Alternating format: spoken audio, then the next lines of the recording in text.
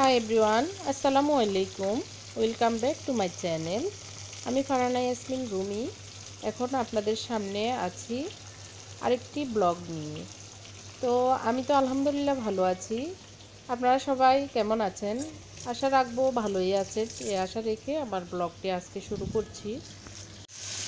আজকে আমি রান্না করছি সিম্পল একদম মাছ ভাজি, মাছ দো পেঁয়াজু, আর হচ্ছে এখানে খিচুড়ি বসিয়েছি। খিচুড়ি রান্না করছি আর মাছ দো পেঁয়াজু। আর আজকে আমি রান্নাঘরটা গুছিয়েছি মোটামুটি। এখন আর তেমন কিছু নেই, এটা শুধু ধোয়া মোছা কাজ বাকি আছে।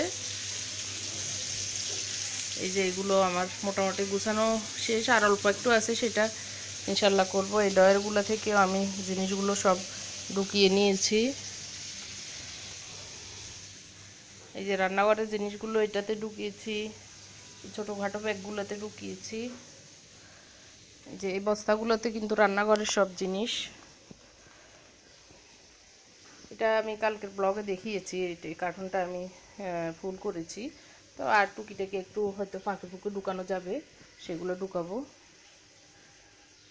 আর এখানে দেখতে পাচ্ছেন এই লাগেজগুলোতে আমি সব আমার কাপড় চোপড় সব ঢুকিয়েছি, মানে কাপড় জাতীয় সব কিছুই লাগেজে গুছিয়েছি। আর এখানে হলো এটা সিঙ্ক রান্নাঘরের, এটা আমার আগে ফ্ল্যাটে ছিল, ওরা রাখবে না, সেই জন্য আমরা নিয়ে এসেছি। তো এখন এই বাসায় ইউজ করতে পারবো। আর এই ধরনের মানে বড় ড্রাম টাইপের জিনিসগুলো এগুলো হাতে হাতে নিয়ে যাবে। আর এই যে রান্নাঘরের জিনিস যেগুলো পাতলা মানে ভাঙবে না, সেগুলো এরকম বস্তায় নিয়েছি। আর কাঁচেরগুলো আমি কার্টুন অথবা পাতিল নিব। আর পর্দাগুলোকেও আমি ধুয়ে এইভাবে পলিথিনে পলিথিনে আলাদা আলাদা করে রেখে আমি ব্যাগ করেছি। এখানেও লাকিজগুলোতে সব কাপড় চোপড় আর কিছু বই বস্তায় ঢুকিয়েছি। তারপরে এই যে যেভাবে যেভাবে করা মানে ভালো মনে হয়েছে সেভাবে করেছি। এখনও আমার এই শোকেসের কাছের জিনিসগুলো অনেক কিছুই রয়ে গিয়েছে, এগুলো আমি একটু ধুয়ে দেখি আজকে বা কালকের ভিতরে ধোয়াবো। মানে আমার যে ইয়েটা নার্গিস, ও আসলে ওকে দিয়ে ধোয়াই, তারপরে আমি পাতিলে বা কার্টুনে এগুলোতে নিয়ে যাব।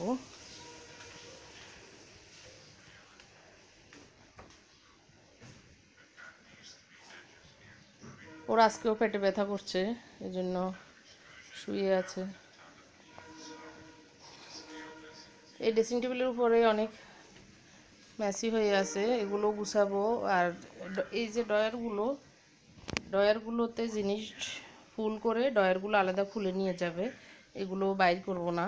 সব ডয়ারগুলোই এরকম সিস্টেম করব। এখানে যে ডয়ারগুলো আছে সেগুলো ডয়ারের জিনিস ডয়ারে থাকবে, খুলে আবার ভ্যান গাড়িতে আলমারি যখন উঠাবে তখন ডয়ারগুলো আবার আলমারিতে ঢুকিয়ে নিয়ে যাবে, আবার খুলে খুলে উঠাবে। এই আর কি প্ল্যান। এটা একটা টিপস, আপনারা ডয়ারের জিনিসগুলো বের না করে ডয়ারে রেখে দিবেন। যে আমার এগুলোতে সব স্কার্ফ, এটা দুই ডয়ারই স্কার্ফ, তো সেগুলো আমি ডয়ারে রেখে দিব। ডয়ারের জিনিসগুলো সব খুলে খুলে ডয়ারগুলো খুলে নিয়ে যাবে, আবার ঢুকিয়ে ফেলবে। আর আলমারিগুলো আমার গুছানো হয়েছে, যে খালি সব। এই সাইডে আমার বোরকা সেকশন, তো বোরকা অনেক দেওয়া হয়েছে, মানে 7-8টা এখনও আছে, এগুলো এখন এই কয়দিন গায়ে দেওয়ার জন্য। আর সবই গুছানো হয়েছে, এই আলমারিটাও শেষ। এই যে সব খালি।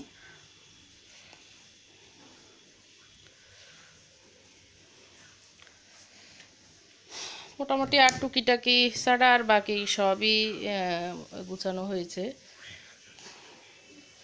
খুচরা মানে অল্প স্বল্প কিছু জিনিস এখনও বাকি আছে। এই যে সব এলোমেলো।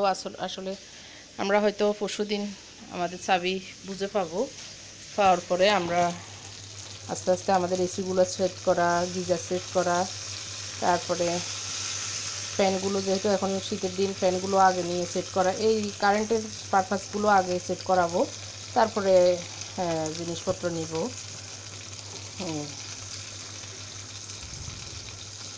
তো ঠিক আছে, আমি রান্না করি, রান্নাটা শেষ হোক, সবাই জুমার নামাজ চলে গেছে, আমি কাজের কারণে রান্নাটা দেরি হয়েছে। এসে খাবে না, নাস্তাটা আজকে দেরিতেই খেয়েছে, যার কারণে ইয়ে করবে, মানে আরও আস্তে খেলেও সমস্যা নেই, মানে ধীরে সুস্থে খাবে। এই জন্য আমিও রান্নাটা দেরিতে বসিয়েছি, কারণ গোছানো গাছানোর কাজ করতে হয়েছে। আমার রান্নাটা হয়ে গেলে আমি গোসল করব, নামাজ, শুক্রবারের জুমার নামাজ। আর একটা কথা, শুক্রবারে সবাই চেষ্টা করবেন সূরা কাহাফটা পড়ার, তেলাওয়াত করার বা অর্থসহ পড়ার। সূরা কাহাফটা পড়া অনেক সওয়াবের কাজ। শুক্রবারে আল্লাহ রাসূল বলেছেন সূরাটা পড়ার জন্য, সূরা কাহাফটা পড়ার জন্য। এটা হচ্ছে আমার ছেলেদেরকে জুমার নামাজ থেকে এসে সূরা কাহাফেরই আলোচনা করে আমার হাজব্যান্ড প্রতিদিন শুনান, মাঝে মাঝে, প্রতিদিন হয় না অবশ্য, মাঝে মাঝে এভাবে শুনান। তো সেটা আপনাদের সাথে শেয়ার করছি। আপনাদের যদি ভালো লাগে আপনারাও এরকম বাচ্চাদেরকে নিয়ে আলোচনা করতে পারেন, শোনাতে পারেন কোরআনের হাদিসের আলোচনাগুলো। তো এখন দুপুরবেলা আমরা এখন সবাই পুদিনা পাতার ভর্তা আর খিচুড়ি খাচ্ছি মাছ ভাজি দিয়ে। শেষ। এটা অনেক সুন্দর লাগে আমার কাছে। আব্বু কি আমার ফালতু ফালতু বই কতগুলো কিনেছিল, সেগুলো আমি না কিনে একটা গল্পের দোকান থেকে কত মজার কতগুলা। Once there was a boy who lived with his grandmother. He worked the whole day in the farmer's field. A boy because he was poor. The beggar boy did not play as other children did. He worked and cared for his old grandmother and also used to recite.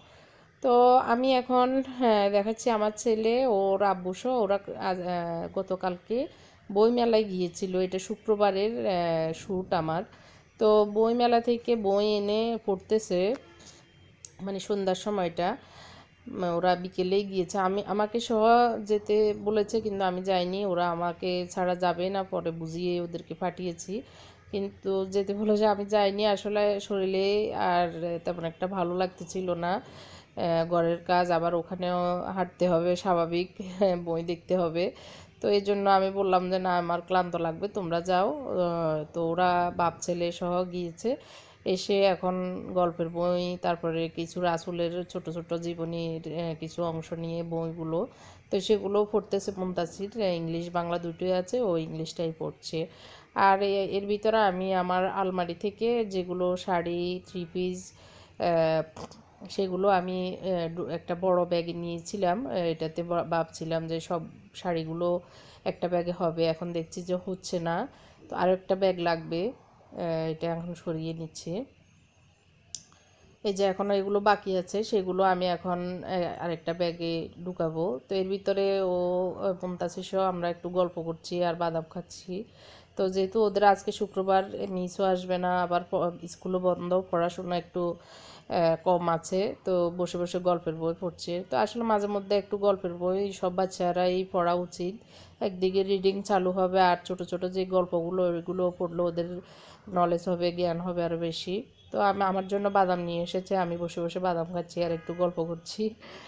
তো এরপরে আমি এই যে বাকিগুলো গুছাবার, এটাতে আমি নিয়েছি এই বড় ব্যাগটাতে সবগুলো আমার ব্যাগ, আর পাশের ওই দুইটাতে সব বোরকা, এখনও বোরকা আরও কিছু বাকি আছে। আর এগুলো আমি খাটেরগুলো আমি এখন একটা ব্যাগে নিব। আর পর্দাগুলোকে আমি ধুয়ে, সব রুমের পর্দাগুলো ধুয়ে আয়রনে দিয়েছি। আর এই যে কর্নারের এগুলো গুছানো আছে, বাট আর একটু উপরের যেগুলো এলোমেলো আছে এগুলো ঢুকাবো। তো এই ব্যাগটাতে এখন এই বাকিগুলো ঢুকাচ্ছি, দেখি হয় কি না। এটা আসলে আমি মালয়েশিয়ায় সুপার শপে যে একটা সুপার শপ, সেটা থেকে 35 রিঙ্গিতের মনে হয় মানে শ্যাম্পু কিনলে এই 3টা ব্যাগ ফ্রি দিবে। তো আমাদের অনেক কিছু তো কেনা হয়েছে, সেই হিসাবে গিফট পেয়েছি এই ব্যাগটা। তো দেখলাম যে অনেক কাপড়ই ধরছে, অনেক মানে এটার ভিতরে অনেক জায়গা। তো দেখে ভালোই লাগলো। এটা তখন ইউজ তেমন একটা করা হয়নি, এবারে করলাম। তো আমি বাকি যে কাপড়গুলো আছে আমার থ্রি পিসের বেশি, এগুলো কাপড় 2-3টা আছে, সেগুলো এখানে ঢুকিয়ে নিচ্ছি। তো এটা করে আমার মোটামুটি ঘরের গুছাটা এক এক দিন এক একটা করে আমার মোটামুটি শেষ। কারণ প্রতিদিন একটু একটু করে করাতে আমার তেমন একটা কষ্ট হয়নি। আমি প্রথমে তো অনেক ভয় পেয়েছি কষ্ট হবে, কারণ এবারে কোনো কাজের লোক টোকের তেমন একটা ভালো নেই। তো আলহামদুলিল্লাহ তেমন আমার কষ্টও হয়নি, আবার সব কাজ মোটামুটি হয়েও গিয়েছে আলহামদুলিল্লাহ। কারণ একসাথে করতে গেলে অনেক কষ্ট। আমি একটু একটু করে প্ল্যান করে করে একদিন এক এক দিন এক এক রুম ধরে একটু একটু করে করাতে আমার আলহামদুলিল্লাহ সবই শেষ হয়ে গিয়েছে। এখন টুকিটাকি আমি শুধু খুঁজে খুঁজে যেগুলো এখনও বাকি আছে সেগুলো করব। মেনগুলো আমার করা হয়ে গিয়েছে। তো এটা আমার এই আলমারিগুলো গুছানো হয়ে গিয়েছে, এখন আমি বাকিটুকু একটু করে নিচ্ছি। আজকে এই পর্যন্তই। আই হোপ আপনাদের ভালো লেগেছে আমার আজকের ব্লগটি। যদি ভালো লাগে থাকে তাহলে লাইক কমেন্ট করতে ভুলবেন না, আর যারা সাবস্ক্রাইব করেননি আমার চ্যানেলটি সাবস্ক্রাইব করবেন, পাশে থাকা বেল আইকনটিও চাপ দিবেন। তো আল্লাহ হাফেজ, আসসালামু আলাইকুম।